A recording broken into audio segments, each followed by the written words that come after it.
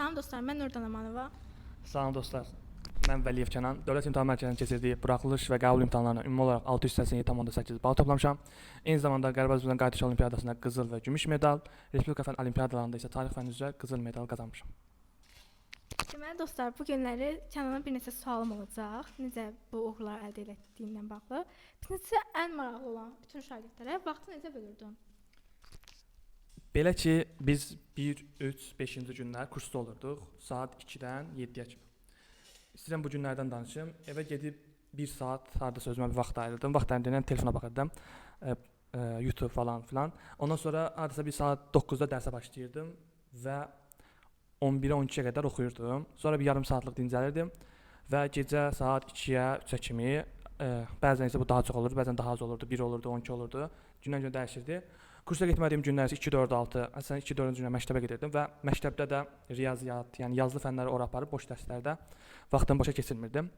Daha sonra isə evə gəlib 1 saat yatıb və ya dincəlib yenidən dərsə başlayırdım və yenə məsələn 2 saat oxuyurdum, başım ağrıyanda yarım saat çıxırdım çölə və ya telefona baxırdım. Belə gedirdi vaxtım. Günü təxminən necə bölürdün? Günümü Nə gecə insanı idin yoxsa səhər?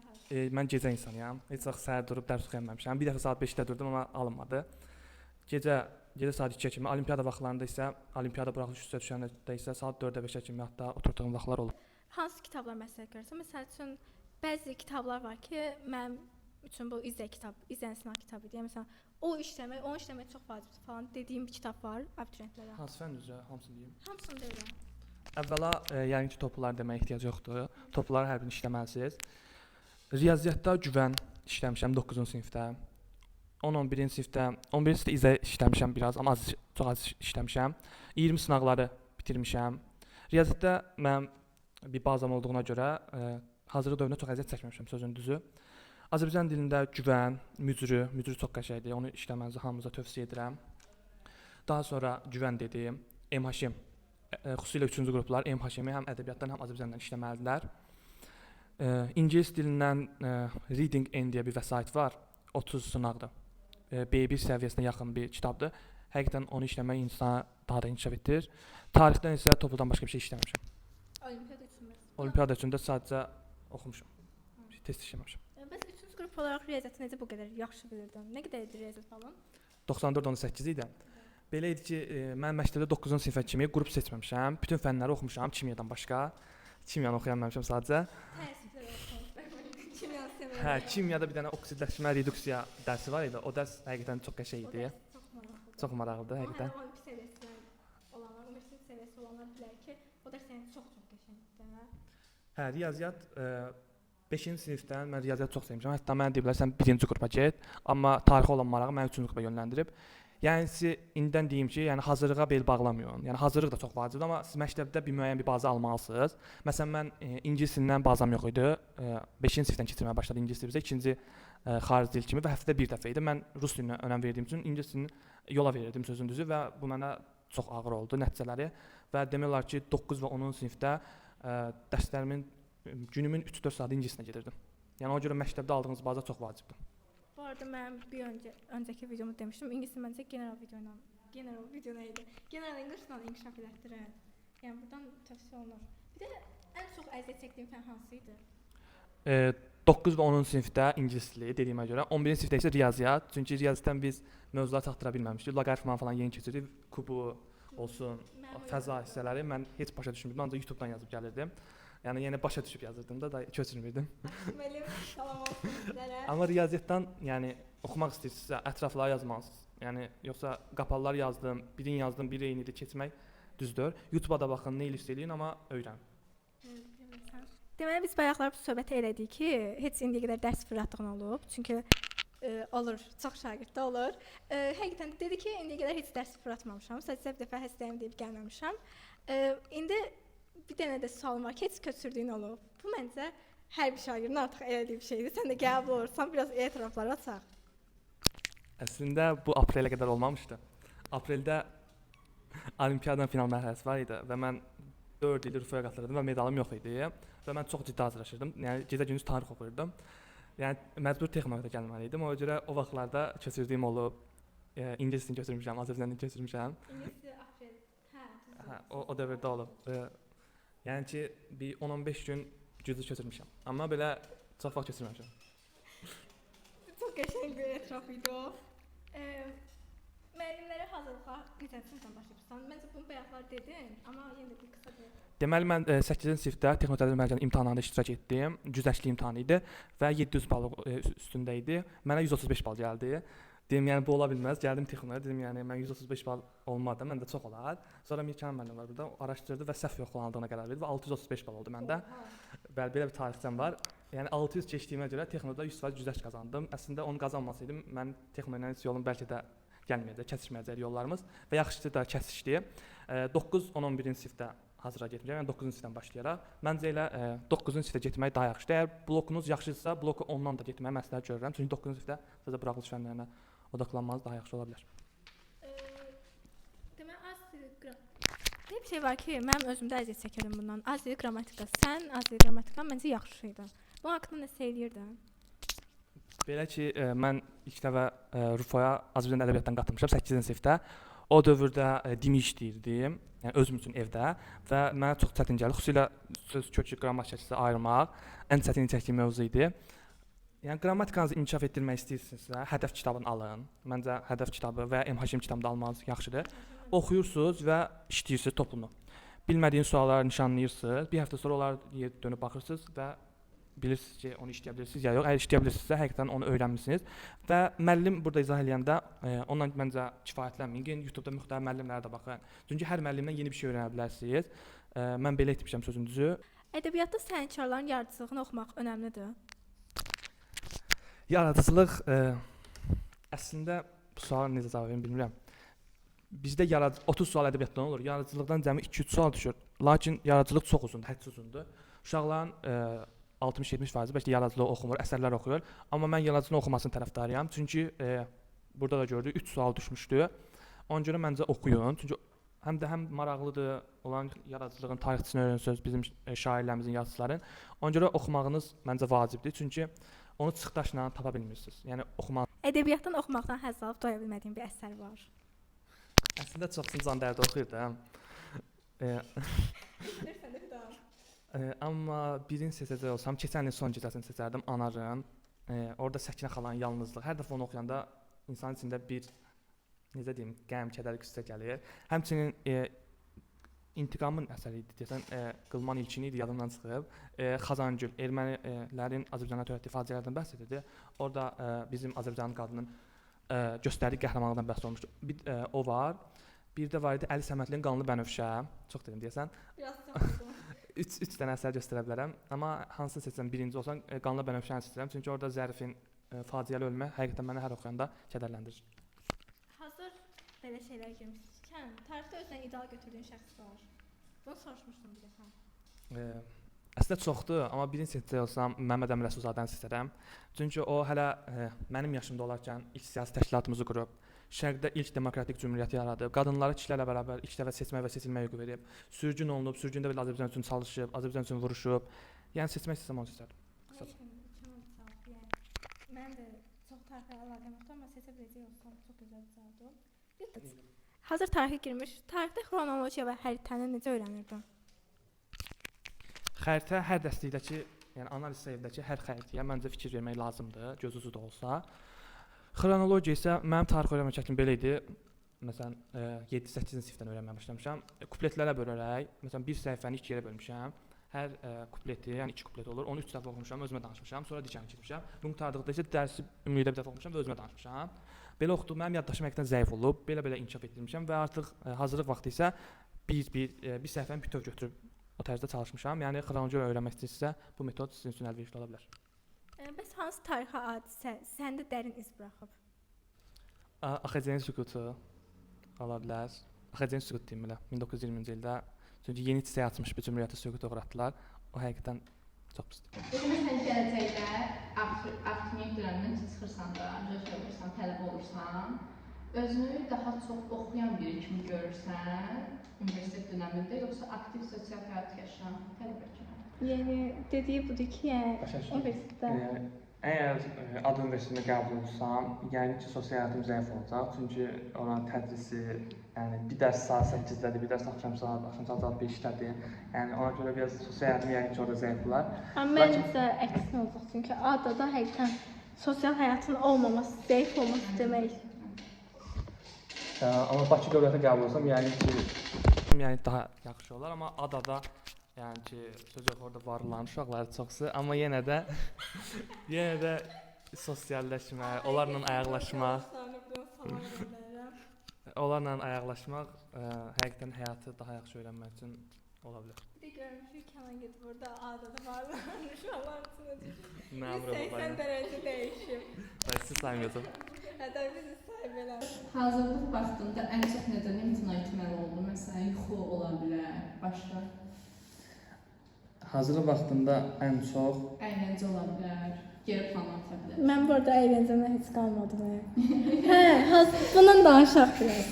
Bu böyük mövzudur, bundan danış. Bundan biraz danışaq. əslində elə bir əyləncəli həyatım oldu hazırlıqdan əvvəldə sözün düzü. Birdən gəldi burada, nə olar? Yəni Deməli dostlar, yox. Dedi ki, əyləncəli həyatım yox idi. Əyləncə həyatım yox. imtina eləməli olduğum yəni ki, yuxu olub. Mənim də yuxu idi. O da qəşəng. Yanda. Hə. Dərsləri yatırdım. Bütün dərsləri yatırdım mənim yerdə. 30 dəqiqədə. Deməli dostlar, Kənan 9-cu sinifdə rus dilindən, amma 11-də ingilis dilindən imtahan verib, amma 9-da hatırladığım qədərilə 260 bal yığmışdı elə. Həm məsləhətli. Hə, yaxşı. Deməli 9-da 264,7 bal yığmışdı. Riyaziyyat 100, Azərbaycan 97.1, xarici rus dili isə 64 bal yığmışdı. Belə ki, mən ingilis dilini hazırlaşdım, ona görə rus dilindən özüm evdə hazırlaşmışdım. 9-lara onu tövsiyə verə bilərəm ki, yəni deyirlər 9-cu sinif imtahanı çox ciddiyə almayın, amma oxuyan bu uşaq xüsusən onu ciddiyə alacaqsınız. Çünki sizin ilk parladığınız imtahandır. Söz yox, onun bizə xeyri olmur, amma yəni 11-ə qədər sizə deyirlər ki, əgər oxuyan uşaqsan 9 bal neçədir? Yəni bunu sizə 11-in başına qədər soruşacaqlar. Ona görə məncə ciddiyə almayın. Kim ciddiyə almır deyirsə, məncə o yalan deyir. Məncə ciddiyə almaq lazımdır o imtahanı. Belədir ki, amma yəni özünüz də çox yormuyor. Məsələn, mən o dövrdə həm Qərbi Azərbaycan Qalçı Olimpiyadasına hazırlaşdım, həm Rufon finalına hazırlaşdım 9-da, həm də buraxılışa hazırlaşırdım. Yəni onu demək istəyirəm ki, Azərbaycan dilindən ancaq mətnlər işləyin, topluluğun arxasındakı mətnləri, 20 sınaq 9-cu sinifə aid olanı, riyaziyyatdan Telegramda sınaqlar tapın, OTK 9-cu sinif tapın işləyin. İngilis dilindən çox bir tövsiyə verəməyəcəm, çünki çox dəyişib kitablar. Amma ingilis dilinə ayrı bir toxunmaq olar sualda, çünki bura gəlməmişdən Texnoda mən ingilis dilimi yüzələmişəm, məktəbdə 0 olub mənim ingilis dilim. Elə istəyirəm bir ingilis dilində danışım. Belə ki, mən ingilis dilindən ilk vaxtlar, yəni ilk 2 ay sonunda imtahana getdim və 30 bal yığdım. Sonra 40 bal, sonra 50 bal. Belə ki, mənim readingim, listingim 0 idi. Listingi necə inkişaf etdirmək olar, bu haqqda danışacağam. Deməli, bir listingə 20-25 dəfə qulaq asırsınız. Sonra o listingi təzədən işləyirsiniz. Çünki bu bizim Əsrən müəllim, Əsrən müəllim izləyirsə salam olsun. Həqiqətən onun disiplin rejimi çox əla idi. Sonra readingdə mən müəllimin verdiyi sözlərdən əlavə hər gün ingilis dilindən 15 söz öyrənirdim. Hər gün. İstisnasız olaraq 15 söz öyrənirdim və 10 dənə sinonim öyrənirdim. Yəni günün belə keçdi və o sözləri cümlədə işlədirdim. Çünki tez yaddan çıxırdı ya. Onların hər birinin ya da ChatGPT-yə atın ki, məsələn bu sözü mənə B1 səviyyəsində cümlədə işlədib, Azərbaycan dilinin mənasını verir. Bir də ki, şeyə baxa bilərsiniz, xarici film və kino olmur. Hə, ona görə mənim 9-10 sinifdə ingilis dilimlə həqiqətən mübarizə aparmışam. Lakin 10 sinifdə 80 bal yığdım və inkişaf etdirdim. Bu il isə 11-ci sinifdə ingilis dilindən buraxıcı 100 bal yığdım. Əlavə xarici dil kimi imtahan verdim. Yaxşı ki elə vermişəm. Çünki 9 martda da ingilis dilində versəydim, mənim halım o da olmayacaqdı. Çünki bilirsiniz ki, imtahan çətin keçdi və mənim Azərbaycanda hardasa 1 saat, yarım 2 saat vaxtım getdi. Riyaziyyatı yəni zar-zor çatdırdım. 19-u 2-yə bölüb 8-15 yazdım. Yəni onu yazsaydım indi adadaydım. Bir dənə sürüşdürmə elədim. Özdə sinus kosinus 60 dərəcə nəyə bərabərdir? O sualı səhv elədim. Yəni sürüşdürmə elədim daha doğrusu. Yəni belə. Çünki məndə bir rahatlıq var idi imtahanda. 3 saat 2 fən işləyəcəm. Çox rahat işləyirdim. Birinci mətn çox qarışıq idi və dedilər 1 saat gedib. Mən birinci mətni oxudum, açıqlarını işləmədim, keçdim ikinci mətnə. İkinci mətni qutarandan sonra birinci mətnə gəldim və hər şey yadımdan çıxmışdı. Təzədən təkrar oxumaq oldum. Ona görə siz o səhv eləməyin. Mən elədim, siz eləməyin. Deməli, indi yenə biraz psixologiyaya giririk. Necə belə zəhmət çalışırdın? Yorğun olanda özünə motivasiya verirdin? Çünki insanda olur da mən day alınmır, heç nə məndə bacarmır, alınmayacaq falan bu tipdə. Məndə o demək olar ki, həftədə bir dəfə olurdu. Həqiqətən ən azı həftədə bir dəfə mən o hissi keçirməli idim və bütün gün telefona baxırdım o gün. Yəni dərs eləmirdim. Hazır telefon demiş, ekran saatını neçə? 5 saat ən azı. Yəni Buradan yetkililəri seçiyoruz. Ekran saatını dərsdən heç bir əlaqəsi yoxdur. məncə də yoxdur. Məsələn mən ilk telefonum 10 sinifdə əldə eləmişəm, amma planşet 9-cu sinifdən olub. Yəni planşetlə telefon ekran sürəsini toplasaq məndə 5-6 saatda keçər. Onun içində 1 saat YouTube-da var. Yəni YouTube dərs videoları, qalan isə əyləncə məqsədi istifadə olunub. Hə, sual nə idi yadımdan çıxdı? Həqiqətən çıxdı. Necə zəhmlə çalışırdın? Hə, bezdim da. Arada o bezdim. Mən deyirdim ki, day 600 keçəməyəcəm. Həmişə onu fikirləşirdim. Yəni hər elə gündə deyirdim, batdım mən, heç nə eləməyəcəm. Cəmaət dərs oxuyur, sən bura telefona baxırsan. Yəni telefona baxanda həmişə vicdan azabı ilə baxmışam. Məsələn, deyək ki, texnologiya evə qayıtmışam və möhtəşəm mövzulara başlamışdım. Tarix üçün idi. Dedim 1 saat izləyim keçirəndə dərsə. Bir gördüm 3 saat keçib və dedim day nəyə gedirəm dərs oxumağa. Və o günüm gedirdi və yuxuya gedəndə də çox böyük vicdan azabı ilə gedirdi. Yəni deyirlər disiplin çox şeydir, amma mən düzdür disiplin çox şeydir, amma motivasiyam olmadığı günlər həqiqətən çökürdüm, dəhşət çökürdüm. Amma məsələn deyək ki, motivasiyam yoxdur və riyaziyyat işləməliyəm, musiqi taxırdım. Musiqi ilə söz yox, 1 saat eləyəcəyim şey 1 saat, yarım 2 saat eləyirdim, amma yenə də bu əyləncəli olurdu da, yenə bir özü belə havalı hiss eləyirdin, yəni yazırdın, pozurdun. Həm musiqiyə qulaq asmaq, sonra çıxıb 1 saat gəzib qayıtmaq. Hətta 1 saat gəzəndə dərsi özləyirsən, dərsdə saat arxırsan. Bəli, elə şeylərimiz də olub. Belə, yəni musiqiyə qulaq asın, çıxın, ailələrlə danışın, görün nətərdir, qalıblar, nə ayrılırlar, yaşayırlar. Yəni öz konfor alanınızdan bir çıxın biraz, gəlin evdəkilərlə danışın, söhbət eləyin. Mən mahnı qoşub gəzirdim. Belə, yəni Çox belə şeydir. Məndə biraz sən kimi. Məndə həftədə bir dəfə məndə motivasiyadan düşmə olmurdu. Düşürsəm ümumiyyətlə düşürdüm. Yəni 0-a qədər 2-3 həftə, 1 ay heç nə oxumurdum, amma birdən-birə təzədən qalxırdım. Bir dan gedir ki, nə edirsən sən? Falan onda qalxırdım. Ona görə zaten belə biraz zəiflik oldu məndə. Amma yəni belə bir şey var ki, uşaqlar dayanmaq yoxdur. Dayanmaq olmaz. Məsəl üçün, əgər mən bu gəminin kapitanıyamsa, liman olmasa belə mən bu gəmini batırmamalıyam. Gəmi bəzən yəni hərarətə falan uğrayırdı, amma yəni onu batırmamalıyam da bir şəkildə. O davam etməlidir. Yəni çünki batdınsa söz getdi də, yəni. Bir dənə də tarixi haqqında dəfə toxunaq. Məsələn, tarixi necə yadda saxlayırdın, necə unutmurdun? Belki mən tarixi tez-tez unuturdum, amma çünki mənim həqiqətən yəni yüksək balıqlarına baxmayaraq mənim yaddaşım həqiqətən zəif olub. Məsələn, tarixdə deyək ki, 15-ci dərs öyrəndim.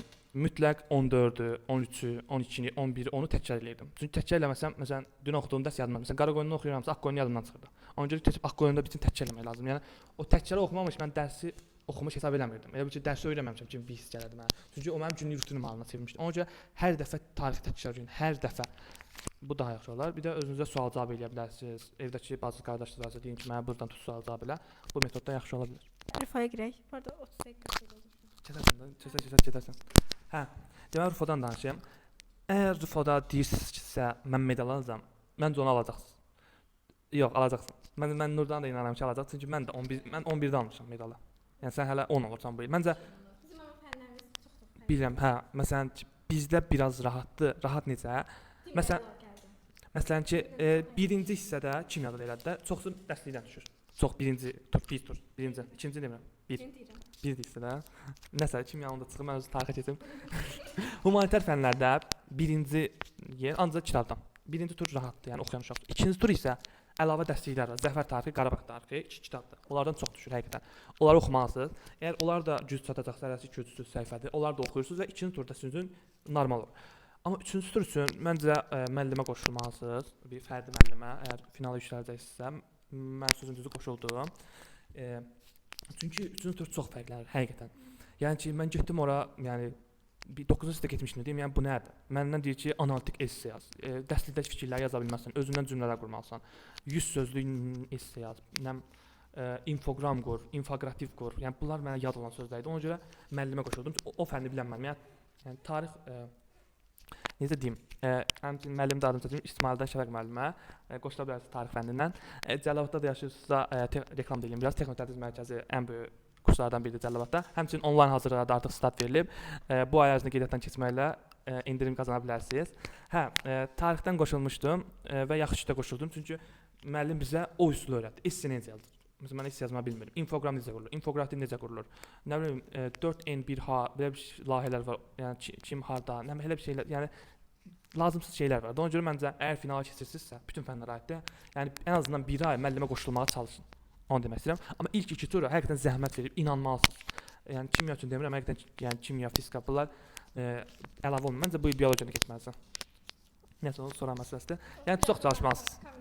Məncə yetərincə hər şeydən kifayət qədər danışdıq. Bu gün qonağım olduğu üçün Kənana çox təşəkkür edirəm. Həqiqətən qəbul etdiyi üçün mənim təklifimi çox təşəkkür edirəm.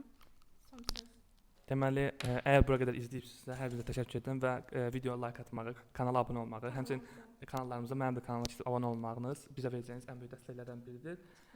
Və əgər yəni ikinci videonu çəkə bilərik, əgər sizə yaxşı olsa, məsələn, universitet həyatı hüquq necə keçir, bir ay sonra gələndə yenidən çəkə bilərik. Yəni sizin istəklərinizə bağlıdır, şərhlərdə bildirərsiniz. Bol şərh yazmağı da unutmayın. Sağ olun, salamat qalın.